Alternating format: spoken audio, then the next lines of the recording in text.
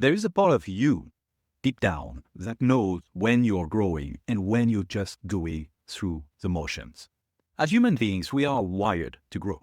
But to truly grow mentally, emotionally, spiritually, we need more than satisfying our basic needs of food and shelter. We need psychological nutrients. One of the most essential, autonomy. In this video, we explore why autonomy matters, how we can navigate through its spectrum, how to find balance between autonomy and stress levels, and how you can use autonomy at work for greater performance for yourself and for your team. It's time to truly explore your potential. Hey, my name is Greg from RenU. I'm a master coach helping people, teams, and organizations to know, design, and become themselves. RenU and I are here to help you live a life where you have control. Let me ask you something. When was the last time you did something not because you had to, but because it felt right for you? Not just because it was permitted, but because it was aligned with you. That feeling, that deep internal yes, is the essence of autonomy. And no, autonomy isn't some rebellious cry for independence like a teenager slamming a bedroom door. It's not about escaping structure or saying, I do what I want.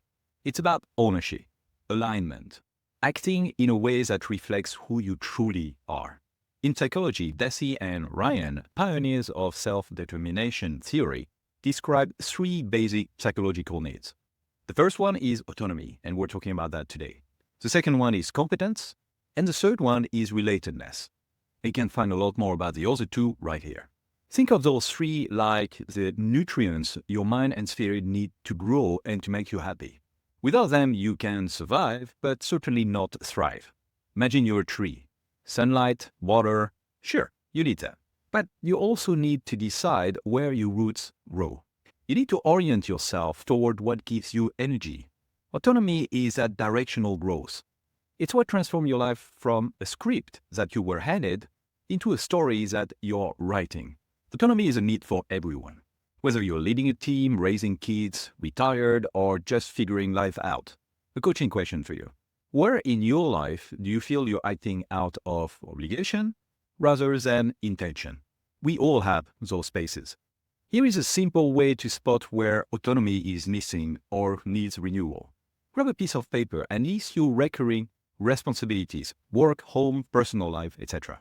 Next to each one, mark it as tick, chosen by me, cross, imposed by others, and negotiable. Then look at the cross and the items and ask, can I reframe it? Can I reclaim it? Or is it time to release it? Autonomy doesn't always mean doing something new. Sometimes it's seeing something old in a new light and choosing it again. When you reconnect to your sense of autonomy, you don't just become more productive. You become more alive. Let's understand one thing. Autonomy is not binary. It's not you either have it or you don't. It's a spectrum. On one end, you've got zero autonomy, like a robot following commands.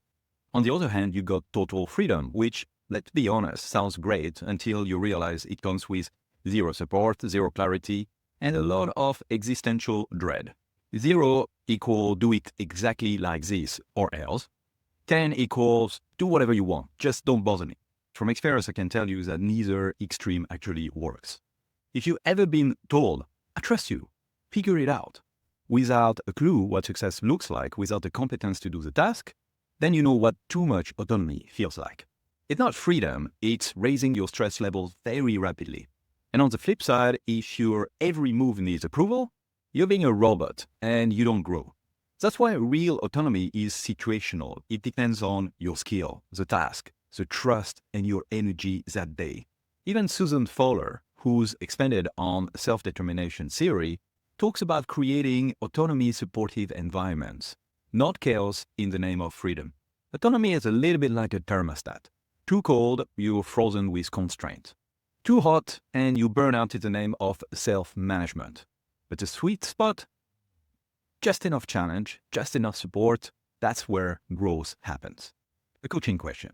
What's your ideal temperature of autonomy in work, in relationships, in life? Let's do an autonomy audit. Take 3 life areas: work, home, personal projects. For each, rate your current sense of autonomy on a scale of 0 to 10. Now imagine what a +2 increase would look like in each. What changes? What conversations need to happen? What support do you need? This isn't about demanding freedom. It's about designing your growth. You don't have to jump from 0 to 10. Just move one notch closer to where you grow best. Situations are also key for your style of leadership to apply. And more about this right here. You like this video so far? Then you know what to do. Also subscribe and put on notifications if you want to receive content like this every week. Check out other YouTube videos from famous YouTube channels in the video description. It's always good to take a look at a topic through multiple lenses.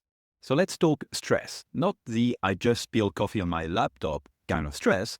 I mean the stress that lives in the space between boredom and burnout. Healthy amount of stress combined with the right level of autonomy doesn't shut you down, it activates you. This curve is called the Yerkes-Dodson law. Think of it like a bell curve. Too little stress, understimulated and disengaged. Too much, anxiety, overwhelm. But if you're in the middle zone, that's where you hit flow. And autonomy, it's the lever that lets you surf that curve instead of getting crushed by the wave. Here is what we know. When you feel no control, stress skyrockets. When you feel too much control, it can turn into pressure to always get it right. But when autonomy is just right, when you feel both free and supported, your brain lights up with motivation. This is what Daniel Pink calls Goldilocks autonomy in his book Drive. Not too little, not too much, just enough to feel like this is mine to shape, but I'm not alone. It's like driving a car. If someone else is driving and you don't trust them, you grip the seat or the wheel. If you're driving with no GPS or roadmap, you can become quite anxious. But if you're driving, you know the route and you can make choices along the way, that's flow. The coaching question. How much are you burnt out from too little control or too many decisions? Sometimes what we call laziness or overwhelm is really just autonomy misalignment. It's time for a decision detox. Pick 2 daily decisions that drain you. For example, what to wear, what to eat, how to start your workday. Now ask, can I eliminate this decision? Can I automate it, like a prep, a routine? Can I delegate it? Every decision you free up gives you more space for the ones that truly matter. If you're in any kind of leadership role, formal or informal, you have a powerful responsibility. You are either nurturing autonomy in others or accidentally crushing it. Here is a paradox. Great leadership is not about control, but it's also not about backing off and saying, do whatever you want. True leadership lives in that space in between. It's not hands-off, it's hands-aligned. You can think of autonomy like a plant. A leader's job is to be the trellis. You don't force the direction of growth, but you provide structure, support, and space to climb. Without the structure, the plant flops. Too much structure, it can't move. Desi and Ryan found that autonomy-supportive environments lead to more motivation, creativity, and well-being. Google's Project Oxygen, which I've talked about here, same thing. Managers who empower, coach, and offer choice outperform those who simply direct. Another coaching question for you. What's one thing you're still controlling that you could start coaching instead? Ask yourself, am I prescribing how things get done? Or am I creating clarity about the what and letting people shape the how? It's time for a menu-style autonomy exercise. Next time you delegate or assign a task, instead of saying, here is how to do it, try this. Here are 2 or 3 ways we could approach this. Which one do you prefer, or do you have a better idea? Why this works? Because it provides a safety net, it honors the capability of the person, and it sparks ownership. This is autonomy in action, with trust at its core. When leaders empower people with real, thoughtful autonomy, they don't lose control. They create a culture where people lead themselves. And that's when performance and humanity soar. So where do you sit on the autonomy spectrum? Is it time to reclaim more space for yourself? Or maybe to offer this space to others? When we nourish our need for autonomy, we don't just perform better. We feel happy, we grow, we become. From psychologist Edward Deci himself. Supporting autonomy is not about letting people do whatever they want.